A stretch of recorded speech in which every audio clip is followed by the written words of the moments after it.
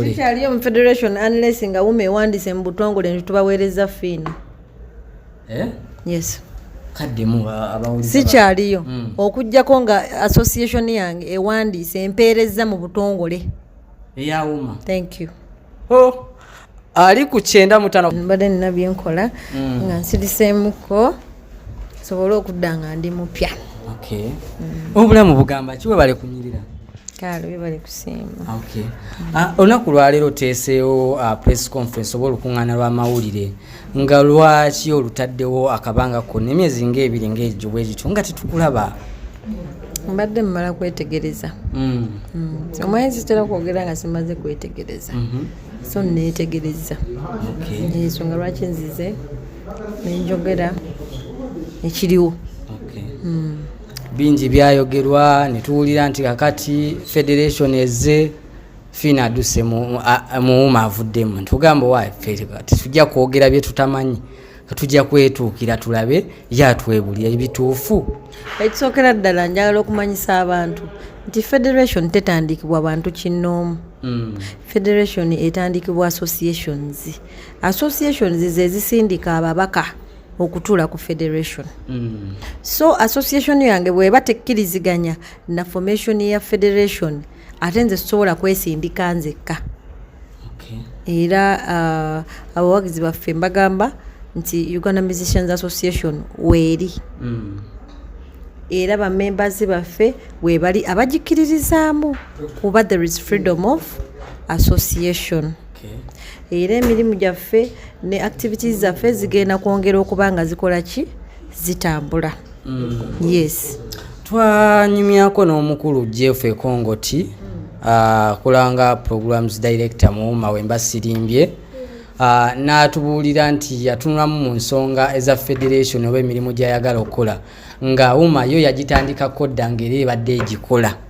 Wabula ne basaba okubanga basobola okutuula wamu bakanye engeri gye bayinza okutambuza emirimu gino naddala bayimbi okufuuka obumu. Naye meeting yajja yabaawo gye baayita yagwa butakati atambula bulungi. Ne tulaba nti kakati abantu abagamba nti no twegatta oba musaze okukola ekibiina kimu mufuuka omuntu omu tulabawo enjawukana.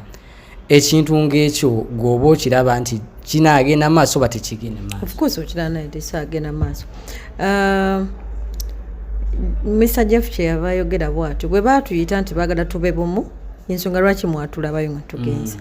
But to our surprise ne batulaga nti bwe tuleese abantu baffe ba members baffe ate ne babafuna ne bakola omuko omwatandika associations.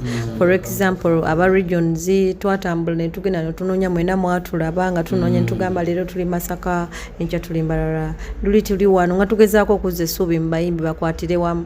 Kati ate we twagenda nabo abakulirayo munnange tetumanyi kye babasuubiza ne babagamba bakola associations. But Uganda Musicians Association is still standing and we welcome all those who want to associate with us because there is freedom of association. Buli omu abeera wawulirira mirembe.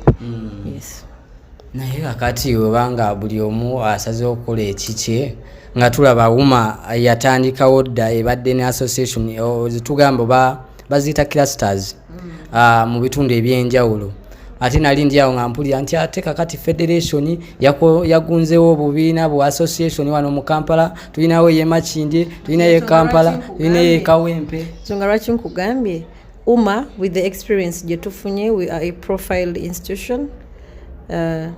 Omuntu yenna yagala okukolagana naffe alina okubeera nga respecting policies, processes and procedures plus the structures. So we are ready when they are ready to move this the right way.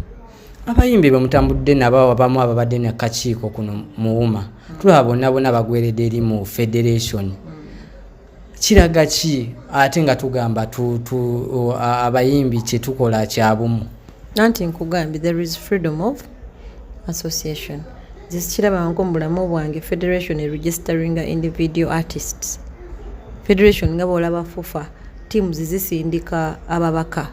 Si yo kugenda kutuuza babasambi ba mupiira. So eriwo ku strengthening teams eziriwo. A federation is there to strengthen the association because it's created by associations. Ostegedde. Yeah, that's why UMA leero nvuddeyo nga Secretary General to inform the public and the entire fraternity that we are in office and we are working and still continuing with our work. Okay.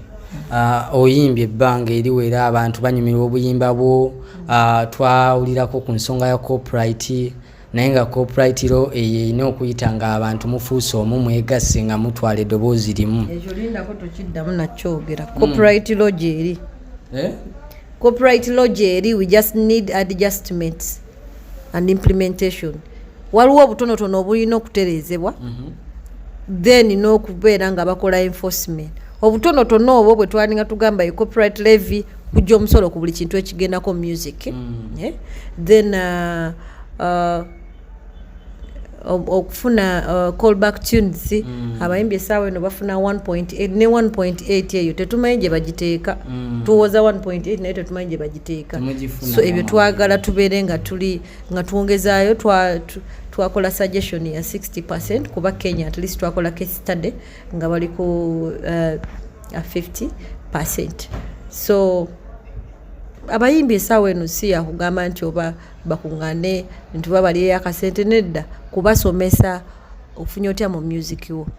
When it comes to monetizing, wandiisa music wo mu protecting nti gwe ne bw'onomukoonako ne madimbuko ne bw'anaamukuba akasente kajja direct ku simu yange, akasente kajja direct ku UPRS ku account yange. So tuyina kusomesa bayimbi bafunye batya mu music waabwe, si kuddawo tulekerawo okukabira amata agayiise. Luli abayaye baatubbanga because of ignorance and misinformation plus misinterpretation and misunderstanding. So at this time bwetuba tusportinze the weak point to strengthening eyo tusomesa abayimbi, omuntu amanye nti copyright weeri naye erimu nti kino kyekyetaaga okukyusa nti kino naye nga yo weeri.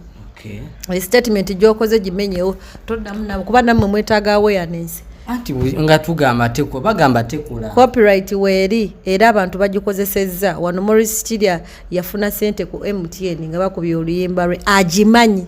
So tutegeere copyright eriwo, tetusobola kaabira kukyusa biriwo ng'ebiriwo tetubimanyi. Gosobola kaabira okyusa nze mumpe emmere endala nga gyo tewalidde.